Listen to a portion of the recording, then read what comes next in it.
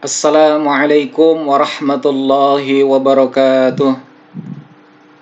Innal hamdalillah nahmaduhu wa nasta'inuhu wa nastaghfiruh wa na'udzu billahi min shururi anfusina wa min sayyiati a'malina may yahdihillahu fala mudhillalah wa may yudlil fala hadiyalah. Asyhadu an la ilaha illallah wahdah la syarikalah wa ashhadu anna Muhammadan abduhu wa rasuluh la nabiyya ba'dah. Allahumma salli wa sallim wa barik ala Muhammadin wa ala alihi wa ashabihi ajma'in wa man tabi'ahu bi ihsanin ila yaumiddin, amma ba'du. Sebelum memulai perkuliahan, marilah kita sama-sama untuk berdoa terlebih dahulu. A'udzu billahi minasy syaithanir rajim. Bismillahirrahmanirrahim. Raditu billahi rabba wa bil islami dina wa bi Muhammadin nabiyyan wa rasula. Rabbi zidni ilma warzuqni fahma. Amin ya rabbal alamin. Apa kabar semuanya hari ini? Alhamdulillah kita masih diberikan kesehatan oleh Allah, dan semoga karunia yang Allah anugerahkan kepada kita menjadikan kita sebagai hamba-hambanya yang pandai bersyukur atas nikmat Allah subhanahu wa ta'ala. Amin ya rabbal alamin. Untuk perkuliahan Al-Islam Kemuhammadiyahan 4, yang pertemuan ini adalah pertemuan yang ke-8, sambung dari 7 pertemuan sebelumnya dengan Pak Haji Kosasih Natawijaya MPDI. Adapun materi yang akan kita kaji pada mata kuliah AIK 4 ini adalah tentang interrelasi kebenaran Al-Quran dan ilmu pengetahuan dan teknologi dan seni, atau yang biasa disingkat dengan IPTEX. Jadi ilmu pengetahuan, teknologi, dan seni. Adapun batasan dalam materi interrelasi kebenaran Al-Quran dan IPTEX dibagi menjadi 2 bagian, dimulai dari interrelasi kebenaran Al-Quran dan IPTEX itu sendiri, dan yang kedua adalah bukti-bukti ilmiah kebenaran Al-Quran dalam bidang kesehatan. Spesifikasinya adalah kebidanan. Sebagai pengantar, yang perlu kita fahami bahwa Islam adalah agama yang mementingkan ajarannya untuk bisa diposisikan secara simultan atau bersamaan. Jadi 2 sisi yang tidak bisa dipisahkan untuk kepentingan duniawi maupun ukhrawi. Al-Quran dan hadis sebagai petunjuk umat manusia yang harus kita pedomani, dan tentunya kita harus yakini, dan juga semua yang ada dalam Al-Quran dan hadis perlu kita amalkan dalam kehidupan karena bisa dipertanggungjawabkan secara ilmiah. Adapun Al-Quran adalah kalamullah yang diturunkan oleh Ruhul Amin, yang biasa disebut oleh kita adalah malaikat Jibril, kepada Rasulullah Muhammad SAW, mukjizat terbesar baginya dan juga bagi umatnya.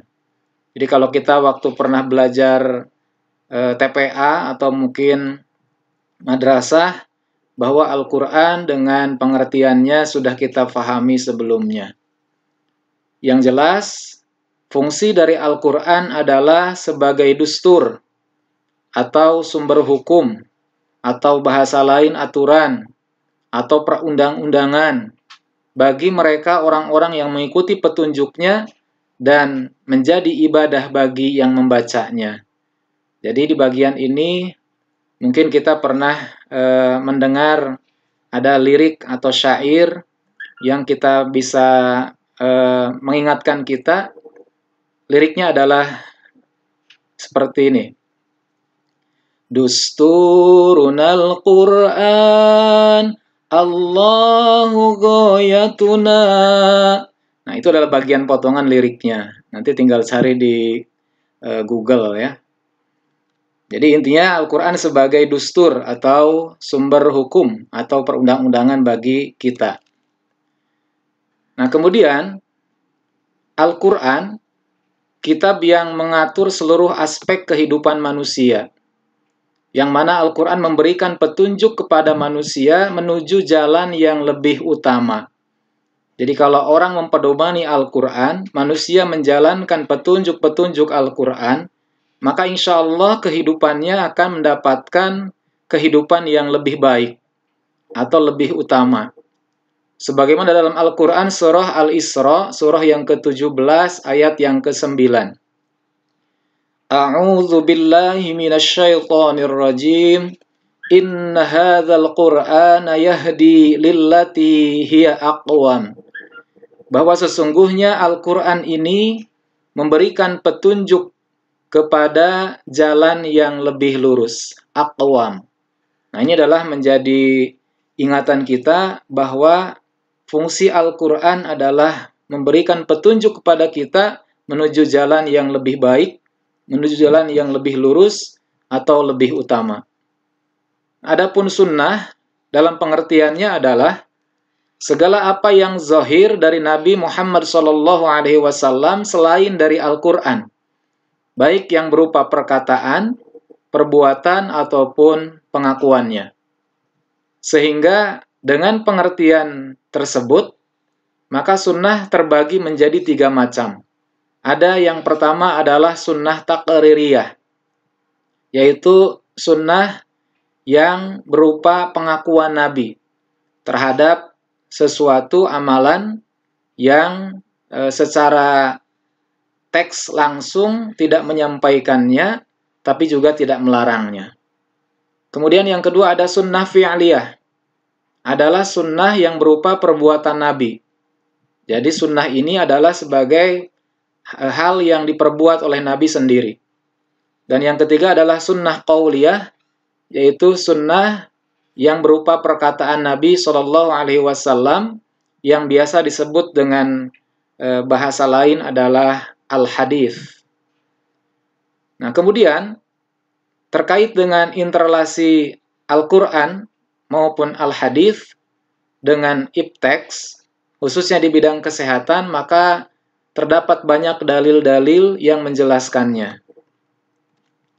Kita mulai dengan interrelasi kebenaran Al-Quran dan ipteks. Kata interrelasi adalah dimaknai sebagai hubungan antara 2 masalah yang saling terkait, atau 2 hal, 2 perkara yang punya kaitan yang sangat kuat. Itu adalah interrelasi. Ya, jadi 2 masalah, 2 perkara, 2 hal yang mana keduanya mempunyai hubungan yang sangat erat kaitannya. Maka terkait dengan Al-Quran dan ipteks, diawali dengan dasarnya adalah Al-Quran, yaitu Al-Quran sebagai kitab petunjuk bagi manusia. Sebagaimana yang Allah firmankan dalam Al-Quran surah Al-Baqarah ayat 185. A'udzu billahi minasyaitonir rajim. Syahrul Ramadhan alladzi unzila fihi al-Qur'an hudal linnasi wa bayyinatin minal huda wal furqan. Bahwa di bagian potongan ayat ini kita bisa melihat fungsi Al-Quran adalah sebagai petunjuk bagi manusia dan sebagai penjelasan-penjelasan mengenai petunjuk itu, dan juga berfungsi Al-Quran sebagai pembeda batas mana yang hak dan batas mana yang batil. Itulah fungsi Al-Quran diantaranya sebagai kitab petunjuk bagi manusia dalam melangsungkan kehidupannya. Nah, dalam hal ini, Al-Quran sangat menghormati terhadap kedudukan dari ilmu.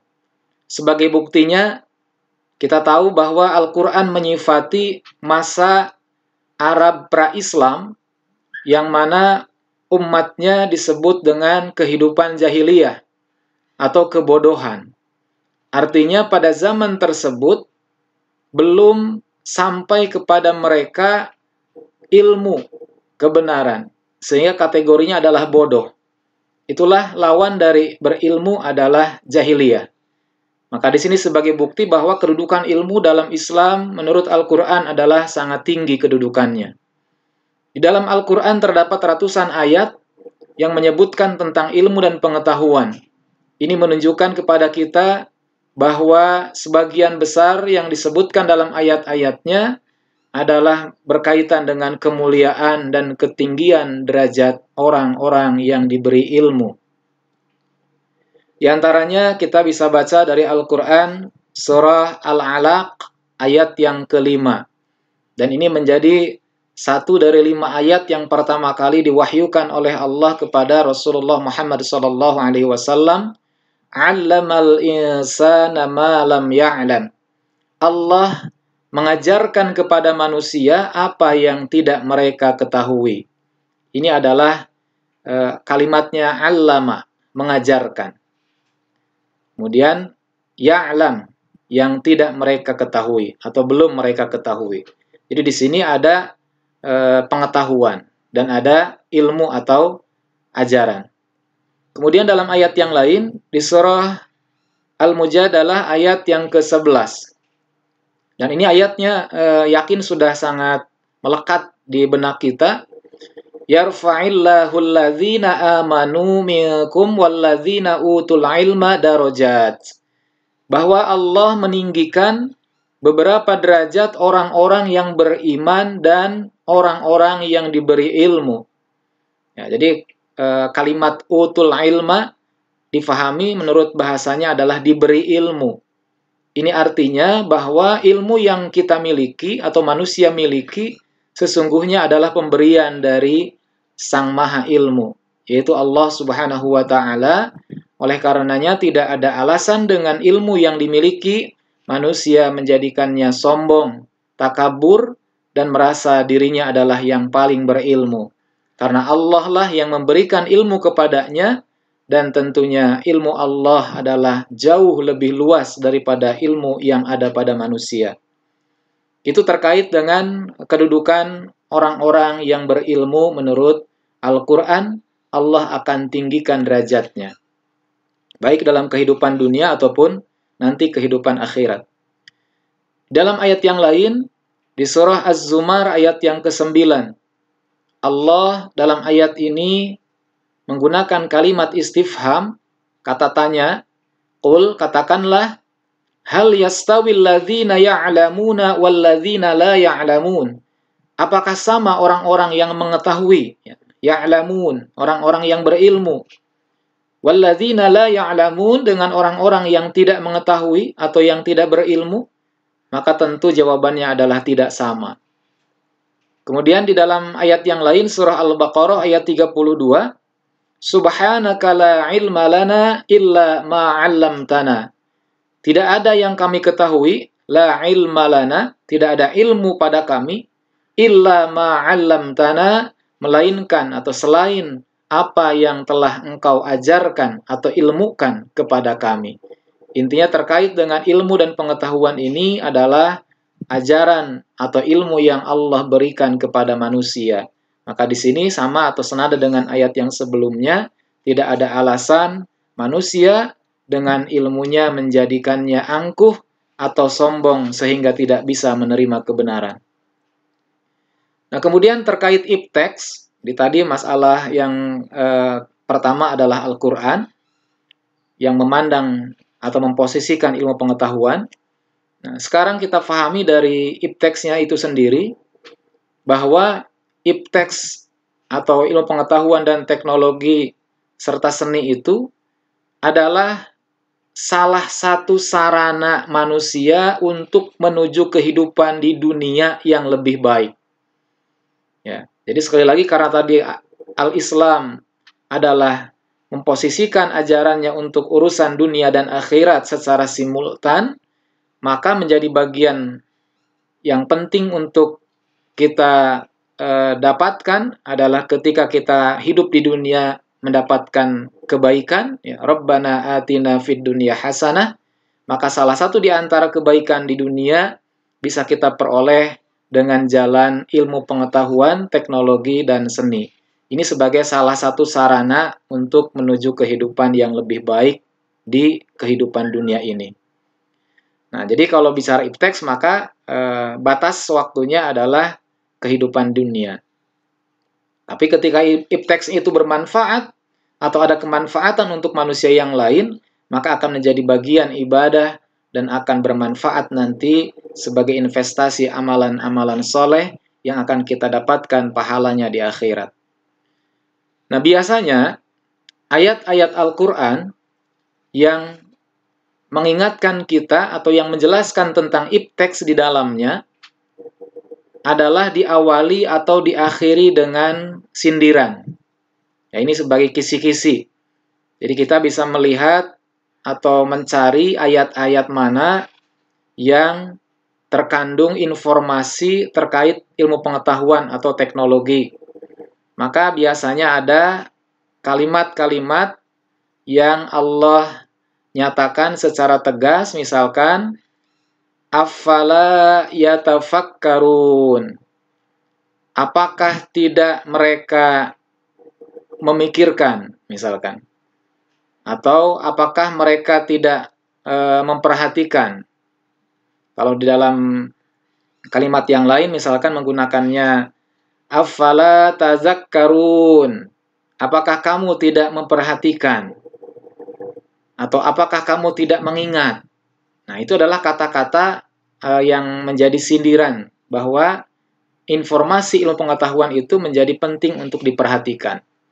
Atau mungkin dalam kalimat yang lain adalah tadi afala tatafakkarun.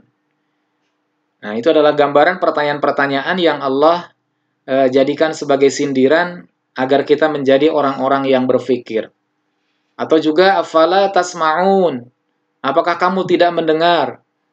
Afala tubsirun. Apakah kamu tidak melihat?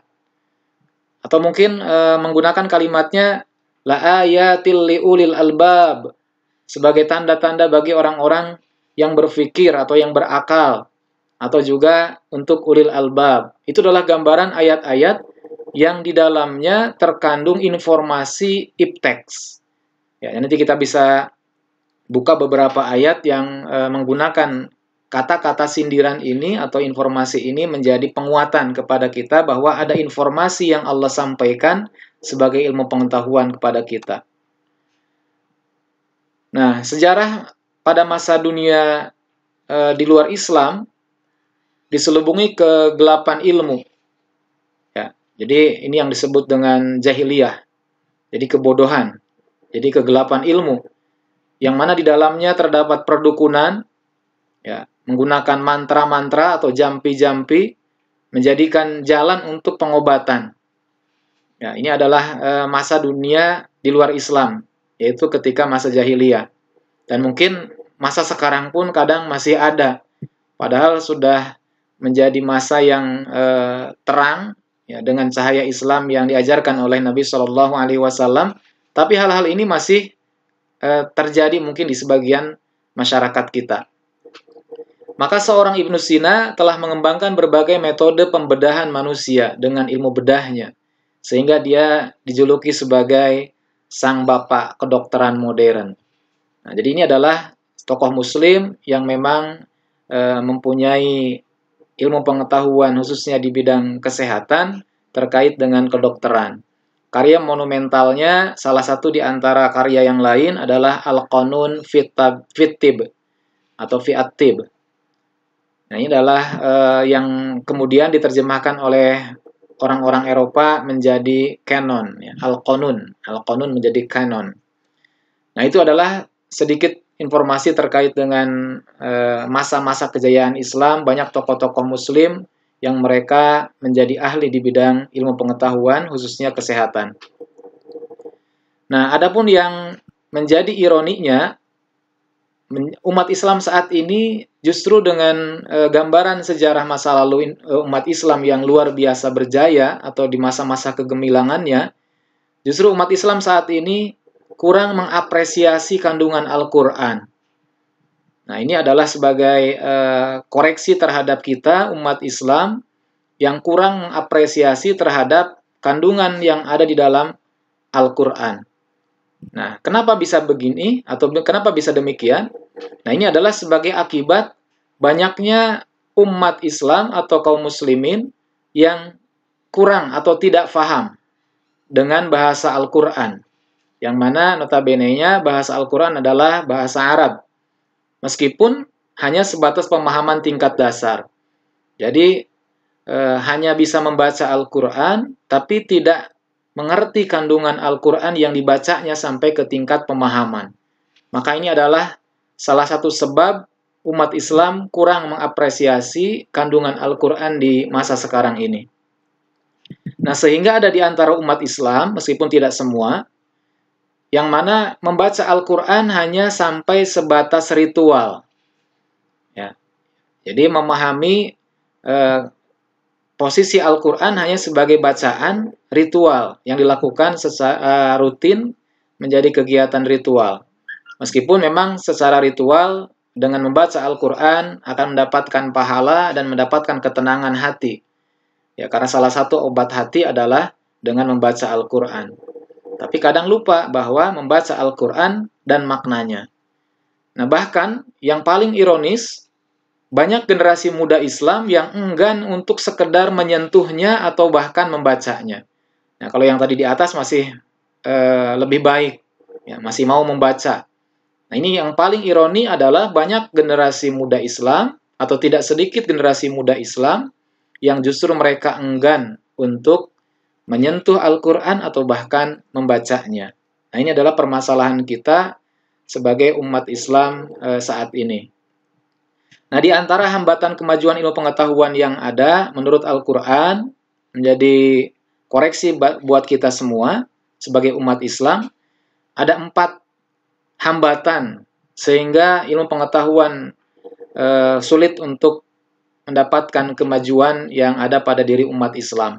Di antaranya yang pertama adalah subjektivitas. Jadi kadang yang jadi permasalahan umat Islam hari ini menilai setiap informasi ilmu pengetahuannya secara subjektif.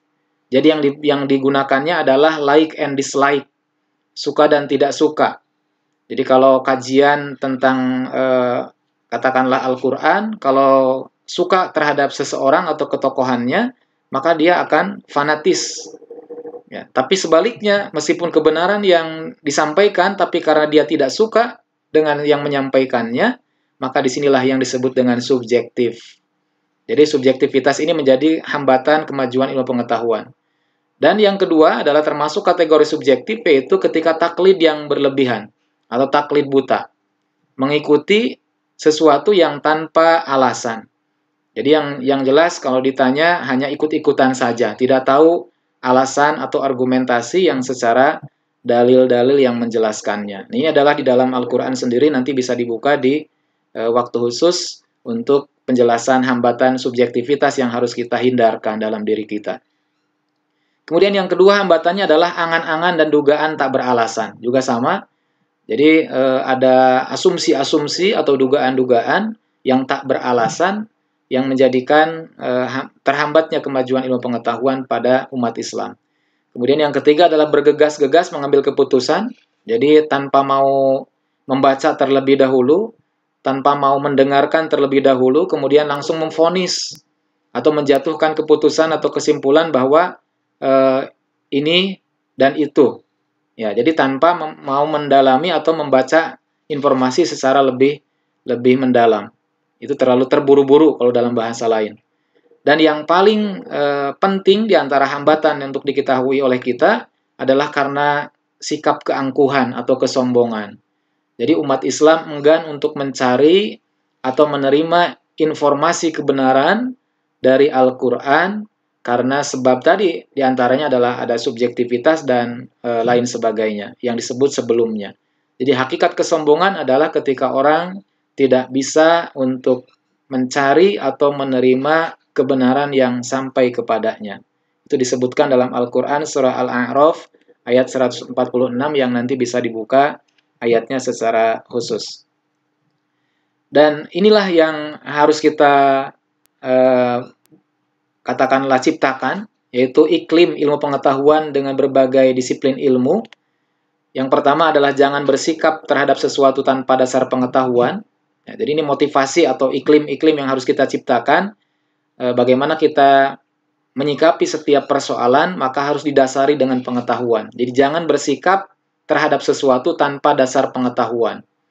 Kemudian yang kedua, tidak menetapkan sesuatu kecuali benar-benar telah mengetahui persoalannya. Dan sebaliknya atau menolak sebelum ada pengetahuan. Nah, itu tidak menetapkan dan tidak menolak sebelum dia mengetahui informasi atau persoalan dengan pengetahuannya. Maka ini adalah dua hal yang menjadi warning pada kita, bagaimana supaya tercipta iklim ilmu pengetahuan dalam berbagai disiplin ilmu, diantaranya dengan menjalankan atau memperhatikan dua hal tersebut.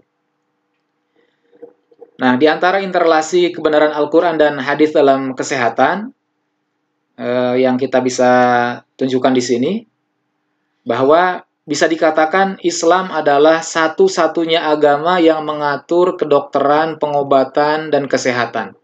Tidak ada agama yang lain yang secara komprehensif, secara fokus, secara concern, mengatur tentang hal-hal yang secara spesifik terkait dengan bidang kesehatan manusia. Di antaranya bisa kita tunjukkan, yang pertama adalah tentang tata cara makan.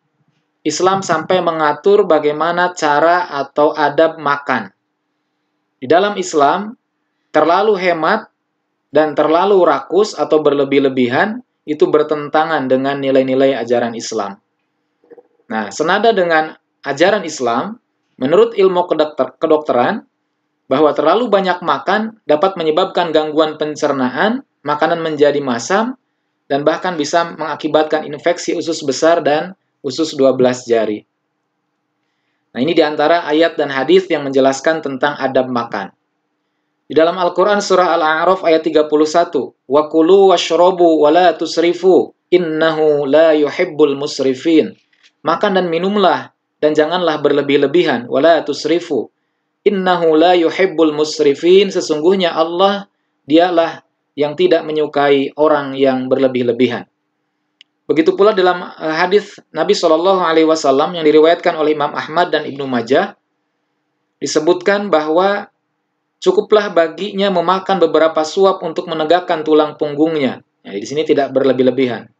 Jika ia terpaksa melakukan lebih dari itu, maka Nabi memberikan batasan dalam makan atau adab makan, sepertiga adalah untuk makannya, sepertiga untuk minumnya, dan sepertiga adalah untuk nafasnya.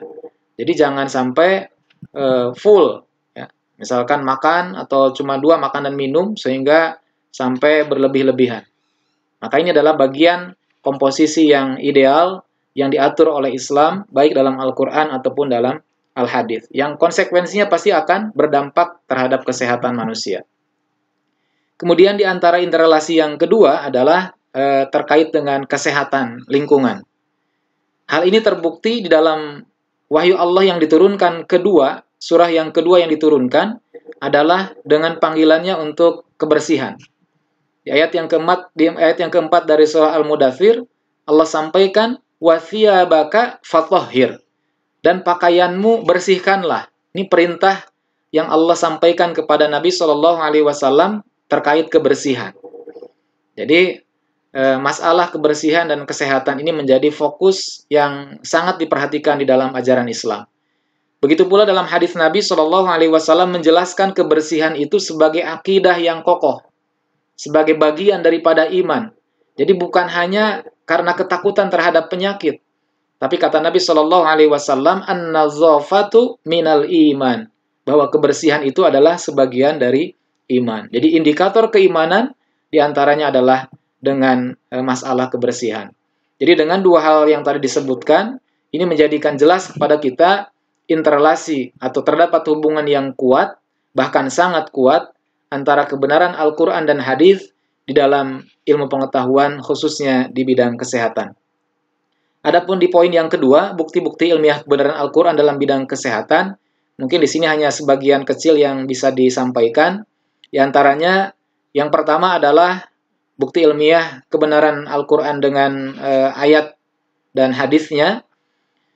Di antaranya, manusia diciptakan dari sebagian kecil sperma, berasal dari sperma pria, dan setelah fertilisasi atau pembuahan akan melekat pada dinding rahim dari wanita dalam 3 tahapan atau 3 kegelapan. Ini disampaikan oleh Allah dalam Al-Quran, diantaranya yang dituliskan di sini. Nanti tinggal dibuka secara khusus terkait penjelasan 3 tahapan setelah fertilisasi, yaitu ketika manusia mengalami fase pertumbuhan di dinding rahim seorang ibu. Nah, itu adalah ilmiah. Kemudian yang kedua, yaitu tentang masalah besi. Besi sebagai salah satu unsur logam berat yang tidak dapat dihasilkan oleh bumi. Tepatnya berasal dari asteroid yang kaya dengan unsur besi. Yang mana awal pembentukan bumi terjadi proses asteroid yang menabrak bumi, dan besi ini adalah bermanfaat bagi kehidupan manusia. Sampai-sampai di dalam Al-Quran ada salah satu surah yang secara langsung diberi nama surah Al-Hadid, yang artinya adalah besi. Jadi ini adalah keilmiahan Al-Quran terkait dengan bidang kesehatan untuk unsur salah satu kandungan zat besi. Kemudian di antara bukti ilmiah yang ketiga adalah terkait dengan manusia yang mempunyai sidik jari yang berbeda satu dengan yang lain. Tidak ada yang sama, meskipun kembar. Nah, disinilah Allah kuasa menyatukan kembali tulang belulang orang yang telah meninggal, bahkan menyusun kembali ujung-ujung jarinya. Informasinya dalam Al-Quran surat 75 ayat ke-3 sampai dengan ayat ke-4. Ya. Ini adalah ada informasi yang Allah langsung sampaikan, ujung-ujung jarinya. Menyusun kembali ujung-ujung jarinya. Maka disinilah sebagai inspirasi, ternyata dalam ujung-ujung jari itu bisa dijadikan sebagai sidik jari yang membedakan antara manusia yang satu dengan manusia yang lainnya. Itulah bukti ilmiah kebenaran yang mampu diungkap dengan ilmu pengetahuan dan teknologi. Kemudian juga ada informasi terkait dengan fakta medis masalah usus dalam tinjauan Al-Quran. Di surah Muhammad ayat ke-15, Allah sebutkan, samakah mereka dengan orang yang kekal dalam neraka dan diberi minum dengan air yang mendidih sehingga memotong ususnya. Nah, informasi ini adalah bisa diungkap kebenarannya dengan secara ilmiah. Diketahui bahwa usus tidak terpengaruh dengan panas. Tetapi jika dipotong, maka air panas di dalamnya akan keluar ke peritoneum melalui saraf dinding, otot-otot, dada, dan perut. Saraf ini terpengaruh dengan sentuhan atau panas, sehingga setelah usus itu dipotong, menyebabkan tingkat rasa sakit yang tertinggi. Ini adalah ungkapan atau bukti ilmiah dari kalimat memotong ususnya. Berarti adalah siksaan yang Allah berikan nanti di neraka, yang sangat luar biasa sakitnya, ketika dilogikakan seperti usus yang terpotong. Kemudian juga bisa kita lihat bukti ilmiah lainnya adalah masalah makanan yang termasuk makanan pembuka. Di antaranya adalah buah-buahan. Menurut para ahli, ya ahli nutrisi, bahwa sebelum makan sebaiknya memulai dengan makanan yang lunak dan mudah dicerna, sejenis buah-buahan. Untuk mempersiapkan kelenjar mulut mengeluarkan cairan peptikum atau kelenjar di perut dan duodenum yang berfungsi secara bertahap dalam mencerna makanan. Ini adalah secara ilmiah, ilmu pengetahuan. Dan ini lebih dulu ketika disebutkan oleh Allah dalam Al-Quran surah Al-Waqi'ah. Yang artinya, dan buah-buahan dari apa yang mereka pilih, dan dari burung dari apa yang mereka inginkan. Daging burung dari apa yang mereka inginkan. Di sini ada informasi secara khusus buah-buahan dan daging burung. Berarti mempunyai kandungan zat ataupun manfaat yang luar biasa bagi kehidupan manusia dalam kesehatannya. Kemudian juga terkait masalah khamar. Islam adalah satu-satunya agama yang tegas melarang khamar, yaitu segala benda yang memabukkan. Dalam Al-Quran surah Al-Maidah ayat 90 sampai dengan 91. Innamal khamru wal maisiru wal angsabu rijsum min amali syaitan. Sesungguhnya khamar, berjudi, berkorban untuk berhala, mengundi nasib dengan anak panah adalah perbuatan keji termasuk perbuatan syaitan. Nah, kemanfaatan dalam kehidupannya bahwa ternyata larangan itu adalah berbahaya bagi manusia secara kesehatan dan bahkan secara sosial bisa menyebabkan atau menimbulkan permusuhan dan kebencian karena khamar.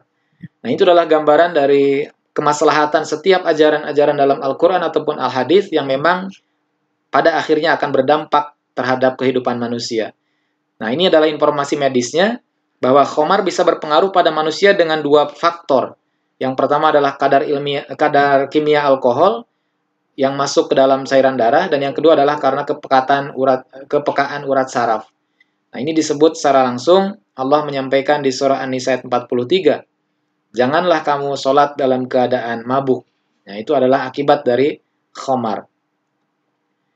Nah, begitu pula dengan proses penciptaan manusia terkait pembungkusan tulang oleh otot.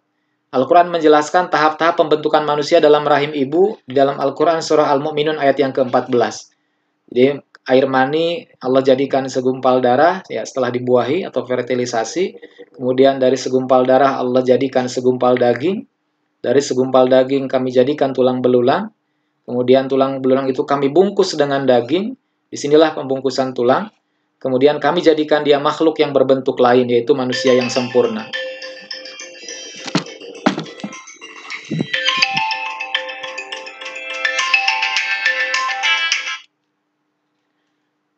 Nah, kemudian dalam hal ini, para ahli embriologi beranggapan bahwa tulang dan otot dalam embrio terbentuk secara bersamaan.